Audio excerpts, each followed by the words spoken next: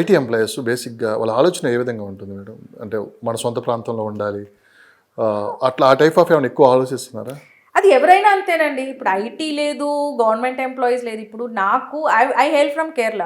నాకు ఇంత ఆపర్చునిటీస్ కేరళలో ఉంటే నేను ఇక్కడ ఎందుకు ఉంటాను? It's only based on opportunities. Yes. ఇదంతా మనకి ఒక ప్లాట్ఫామ్ మీదనే జరుగుతుంది. ఆ ప్లాట్ఫామ్ పేరే ఆపర్చునిటీ. ఆ ఆపర్చునిటీ క్రియేట్ చేయగలిగితే ఎవరు ఎక్కడ ఉన్నారో వాళ్ళు అక్కడే ఉండిపోతారు. ఇప్పుడు మేము ఫ్లాట్స్ కూడా సేల్ చేస్తాం. చాలామంది ఆంధ్ర సైడే వస్తారు పేరెంట్స్. వాళ్ళది ఏంటంటే మా అబ్బాయి మా అమ్మ ఇక్కడే పని చేస్తుంది, ఇంకా మేమిద్దరం మాత్రం ముసలోళ్ళైనా ఊర్లో ఉండి ఏం ఇక్కడికి చేయాలి? రావాలి. సో వాళ్ళు కూడా ఇక్కడికి షిఫ్ట్ అవుతున్నారు. కానీ ఈసారి రివర్స్ జరగబోతుంది ఏమన్నా?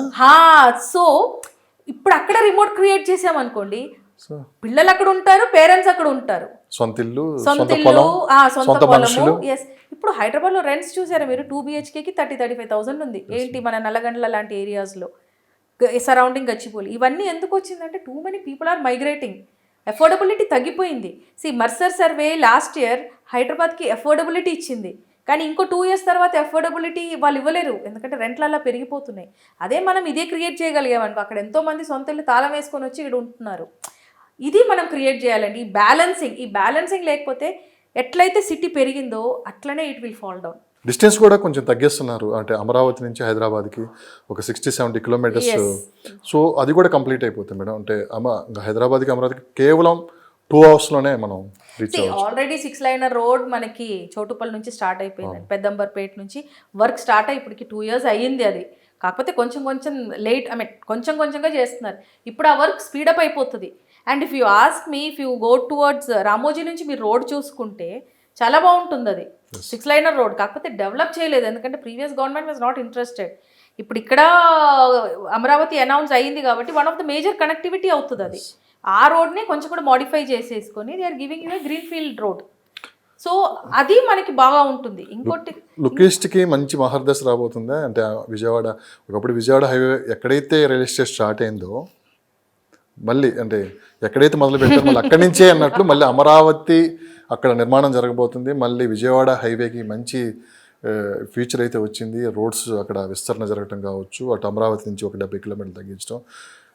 ఒక వైపు మొత్తం ఇప్పుడు ఏం జరుగుతుందంటే లుక్ ఈస్ట్, అసలు విజయవాడ వైపు ఏం జరుగుతుంది, ఈస్ట్ వైపు ఏం జరుగుతుందని కూడా హైదరాబాద్లో చాలామంది ఆలోచిస్తున్నారు. ఇప్పుడు ఆంధ్రప్రదేశ్కి వెళ్ళడానికి విజయవాడ హైవే ఒక్కటి అది మాత్రమే కాదు, ఎందుకంటే మనకి బెంగళూరు రోడ్ నుంచి కూడా వెళ్ళొచ్చు. మనం జడ్చర్ల దాటి కొంచెం ముందు వెళ్తే పెబ్బేరు, కర్నూలు, దట్ ఈజ్ ఆంధ్ర. అక్కడ నుంచి Anantapur and all it is Andhra. ఇప్పుడు శ్రీశైలం హైవే నుంచి వెళ్ళినా కూడా శ్రీశైలం టచ్ అవుతుంది. సో అటు సైడ్ నుంచి వెళ్ళే వాళ్ళకి ఓకే. సో మనకి ఇప్పుడు 1,70,00,000 మంది ఉన్న హైదరాబాద్ నుంచి వెళ్ళే వాళ్ళకైతే అమరావతికి డైరెక్ట్ కనెక్టివిటీ అంటే మనకి ఇప్పుడు రామోజీ ఫిలిం సిటీ ఏదైతే రోడ్ ఉందో that is a major road. And actually it is one of the beautiful road also. కాకపోతే వైఎస్ఆర్ గవర్నమెంట్ వచ్చినాక ఆ రోడ్ని బాగా నెగ్లెక్ట్ అయింది. అది అట్లనే కంటిన్యూ కూడా అవుతా వచ్చింది. సో ఆ రోడ్ని ఇప్పుడు హైలైట్ చేస్తారు, ఎందుకంటే డైరెక్ట్ మనకి అమరావతి కనెక్టివిటీ అక్కడ నుంచే ద షార్టెస్ట్ పడుతుంది కాబట్టి. సో డెఫినెట్లీ ఇప్పుడు ఆ హైవే మీద భూమి ఉంటుంది. కాకపోతే ఇప్పుడున్న మన ప్రెసెంట్ గవర్నమెంట్ కొన్ని ప్రాజెక్ట్స్ ఆ రోడ్ మీద అనౌన్స్ అయితే చెయ్యాలి, ఎందుకంటే just like that people will not go and by. ఇప్పుడు హైదరాబాద్ లిమిట్స్లో ఎవరు కొనరు, హైదరాబాద్ లిమిట్స్ దాటినాక కొంటారు, ఎందుకంటే ఇట్ ఈస్ ఆంధ్ర. కానీ వాట్ ఐఎమ్ సేయింగ్ ఈజ్ ఆ ఏరియాస్లో మనకి గవర్నమెంట్ ల్యాండ్స్ చాలా ఎక్కువ ఉన్నాయి. Actually government should announce good projects there. అక్కడ ఒకవేళ మంచి ప్రాజెక్ట్స్ని అనౌన్స్ చేయగలిగితే ఆ రోడ్లో కూడా మనకి ట్రాన్సాక్షన్స్ స్టార్ట్ అవుతుంది. హైవే ప్రకారంగా it is well connected road. అది కొన్ని ప్రాజెక్ట్స్ కూడా వచ్చేసింది అనుకోండి. ఇప్పుడు ముంబై హైవే ఉంది, అక్కడ ఆ రోడ్ మీద ఏమి ఉండదండి, ఇట్స్ ఓన్లీ ఏ హైబ్డ్ మార్కెట్. కానీ మనకి విజయవాడ హైవేలో ఏంటంటే గవర్నమెంట్ ఓన్ ల్యాండ్స్ చాలా ఉన్నాయి, కొన్ని మంచి ప్రాజెక్ట్స్. విజయవాడ హైవేకి ఊహించిన మార్పులు జరగబోతున్నాయి రాబోయే 5 సంవత్సరాలు అవుతుంది, ఎందుకంటే అమరావతి కనెక్టెడ్ కాబట్టి. సో డిస్టెన్స్ తగ్గుతుంది, ఆ చుట్టుపక్కల ఇన్వెస్ట్ ఆ రోడ్ ఒకటి, వరంగల్ హైవే ఒకటి, ఇవన్నీ చాలా బూమ్ అవుతుందండి. నెక్స్ట్ 5 yearsలో మంచి రేట్స్ అయితే. వరంగల్ అన్నారు మీరు రీసెంట్గా, ఒకటి రేవంత్ రెడ్డి గారు ఒక మాట కొట్టున్నారు, రెండో రాజధానిగా డెవలప్ చేస్తాం వరంగల్ అని చెప్పి కూడా ఆయన అంటున్నాడు. ఇప్పుడు 4-5 years నుంచి మార్కెట్లో నడుస్తూ ఉంది, కానీ ఇంతవరకు అయితే నో ఫర్మ్ డిసిషన్ అయితే ఏమీ రాలేదు.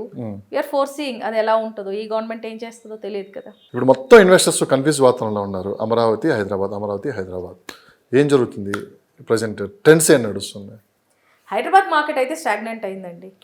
సో జరుగుతూ ఉంది అంటే నామినల్గా ఉంది, it's not like it is dead.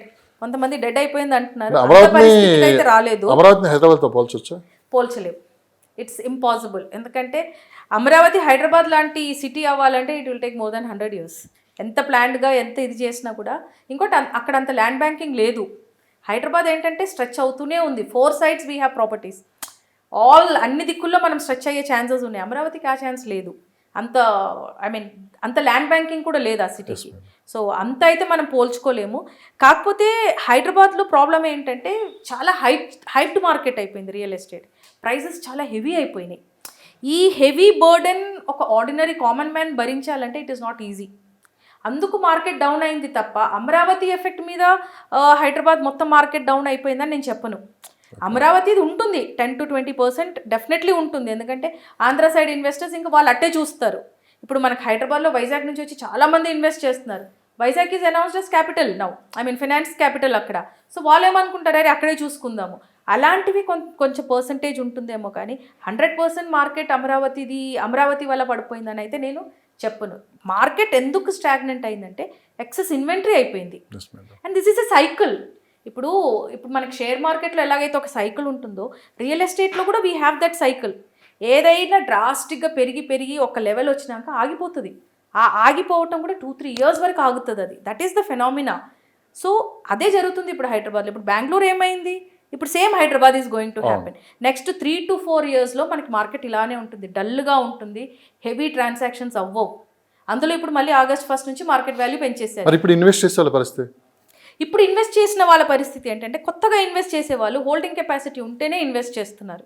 Okay, ఎందుకంటే ఈ ప్రైజెస్లో common people cannot invest anywhere. మార్కెట్లో జరుగుతుందా? జరుగుతుందండి. ఇన్వెస్టర్స్ ఉన్నాయి, ఇన్వెస్ట్మెంట్స్ జరుగుతున్నాయి, జనాలు వచ్చి ఫ్లాట్లు కొంటున్నారు. అట్లేం లేదు, మొత్తానికి ఆగిపోయిందని లేదు. అవసరం కొద్దీ ట్రాన్సాక్షన్స్ జరుగుతున్నాయి. మీరు అనుకున్న స్పీడ్ అయితే జరగట్లేదు. లేదు. ఎర్లియర్ ఒక్కొక్క రిజిస్ట్రేషన్ ఆఫీస్లో రోజుకి 100 పైన రిజిస్ట్రేషన్స్ అయ్యేటివి ఇప్పుడు 10-20 అయితేనే ఎక్కువ అనుకుంటున్నారు. సో ఆ స్పీడ్ అయితే తగ్గింది. మరీ చచ్చిపోలేదు, అలానే మరీ పాతలాగా స్పీడ్లో అయితే లేదు. మార్కెట్ ఉంది, కానీ స్టాగ్నెంట్ ఉంది, స్లో మూవ్మెంట్ ఉంది.